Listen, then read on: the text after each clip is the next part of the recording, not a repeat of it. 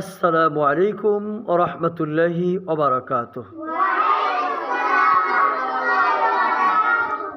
আলহামদুলিল্লাহ আলহামদুলিল্লাহি ওয়াহদা ওয়াসসালাতু ওয়াসসালামু আলা মান লা নাবিয়্যা বা'দা। আম্মা বা'দ। আউযু বিল্লাহি মিনাশ শাইতানির রাজীম। বিসমিল্লাহির রহমানির রহিম। ওয়ারাত্তিলিল কুরআনা তারতিলা।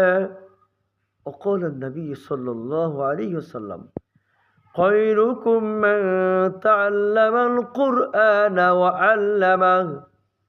আলহামদুলিল্লাহ, যাবতীয় প্রশংসা, যাবতীয় গুণগান একমাত্র আল্লাহ সুবহানাহু ওয়া তাআলা রব্বুল আলামিনের জন্য, যিনি আমাদেরকে কোরআনের তালিমে আসার এবং বসার জন্য তৌফিক দিয়েছেন।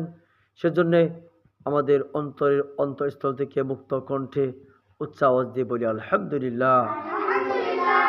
প্রিয় ছাত্রগণ, তোমার সকলে কেমন আছো?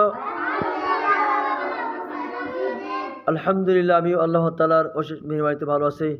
আজকে কোরআনের তালিমে তাজবিদের ক্লাসে তোমাদেরকে নিয়ে আমরা শিখব সূরাতুন নাবায়ের 17 নম্বর আয়াতে কি কি তাজবিদ রয়েছে। আয়াতটি হচ্ছে আউযু বিল্লাহি মিনাশ শাইতানির রাজীম। বিসমিল্লাহির রহমানির রহিম। ইন্না ইয়াউমাল ফাসলি কানা মিকাতা।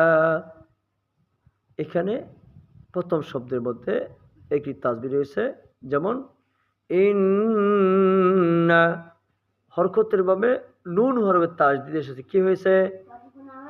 যেমন ইয়াউমাল ফাসলি, জবরের বাম পাশে যজমলা ওয়াও কিসের হরফ? লিনের হরফ হইলে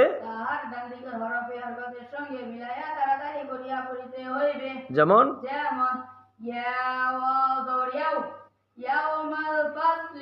কানা, জবরের বাম পাশে কালিফ কিসের হরফ? মদের হরফ হইলে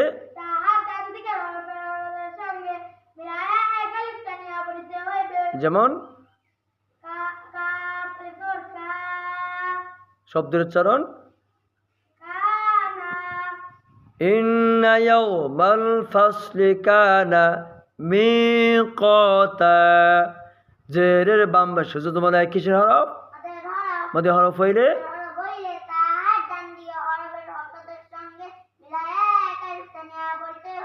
যেমন জবরের বাম পাশে কালিফ থাকলে